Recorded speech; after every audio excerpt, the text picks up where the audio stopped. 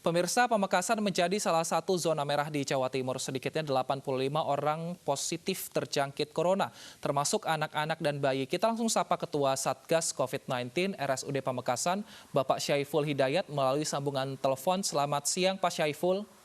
Ya, selamat siang. Ya, Pak Syaiful, apa yang menyebabkan Pamekasan ini saat ini berada di zona merah dan sudah terjadi selama beberapa pekan?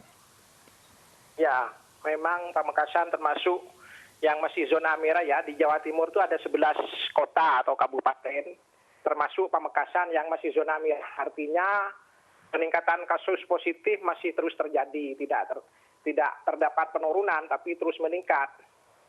Karena apa? Kalau saya melihatnya, karena masalah disiplin protokol kesehatan ini masih kurang ya. Jadi hulunya ini yang perlu diperbaiki. Karena ya protokol kesehatan itu kan pemakaian masker, distancing, kemudian cuci tangan dan sebagainya itu saya kira masih belum sepenuhnya di masyarakat seperti itu. Nah, tapi apakah masyarakat sudah paham akan bahaya COVID-19 ini, Pak? Nah, yaitu. Yang kedua, karena masalah pemahaman masyarakat. Ya, saya kira masalah pemahaman ini sering terjadi di daerah kami ya, termasuk di Madura pada umumnya. Masyarakat itu masih menganggap COVID itu sebagai sesuatu yang suatu kebohongan. Jadi dianggap tidak ada. COVID itu dianggap tidak ada, dianggap bisnis, dianggap tidak ada, sehingga kalau ada kasus-kasus COVID di daerah kami, masyarakat itu banyak menolak, tidak mau. Jadi kalau dia dikatakan COVID langsung menolak, disuruh rawat nggak mau. Meskipun dia positif pun kadang dia menolak, tidak percaya bahwa itu COVID. Bahkan kami sering diancam kalau kita memaksa atau menjemput ada pasien misalnya positif di suatu daerah, kita jemput untuk masuk rumah sakit, mereka tidak mau mengancam kami, sering kami seperti itu. Nah, apa upaya dari pemerintah daerah agar pengambilan masyarakat paksa jenazah yang kita kirim dihadang di tengah jalan, ada puskesmas yang didemo karena mau ngirim ke rumah sakit merujuk pasien. Nah, kalau merujuk itu dianggapnya jadi COVID. Nah, itu pandangan di masyarakat.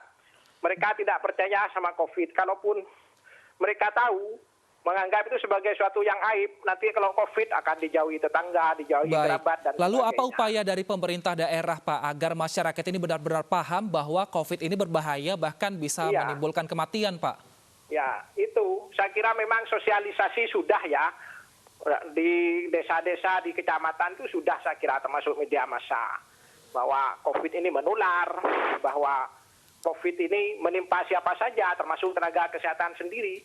Sudah, cuman ini saya kira memang perlu keterlibatan ya tokoh-tokoh masyarakat, ulama, kepala desa, ya sampai RT dan RW itu saya kira perlu ya, karena ini saya kira sangat penting, urgent ya, karena kalau enggak, kalau ini masih terjadi, kita enggak akan bisa memutus rantai penularan, karena rantai penularan itu kan di masyarakat.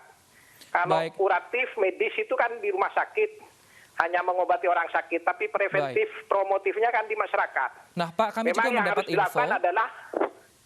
mendapat info bahwa ada bayi yang berusia 40 hari ini menjadi korban, Pak, meninggal dunia. Tidak dimandikan, tidak disolatkan. Ini siapa yang harus memberi pemahaman? Kan harus ulamanya, harus tokohnya. Jangan sampai salah persepsi. Karena pandangan masyarakat selama ini, jenazah COVID itu tidak dimandikan, tidak dikafani, tidak disolatkan. Itu yang terjadi. Mereka bilangnya seperti itu. Baik, lalu bagaimana dengan informasi? Pak Syaiful, bagaimana dengan informasi ada bayi yang berusia 40 hari ini menjadi korban meninggal karena COVID-19, Pak?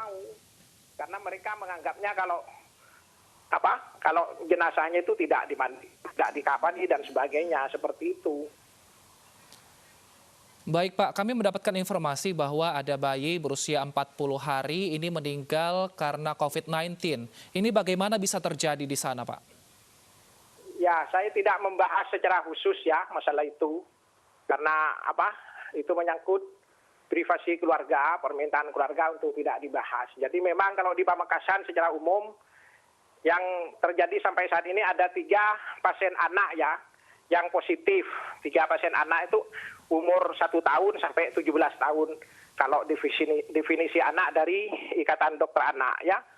Kami punya 3 positif itu 11 tahun ya, kasus yang pertama itu meninggal.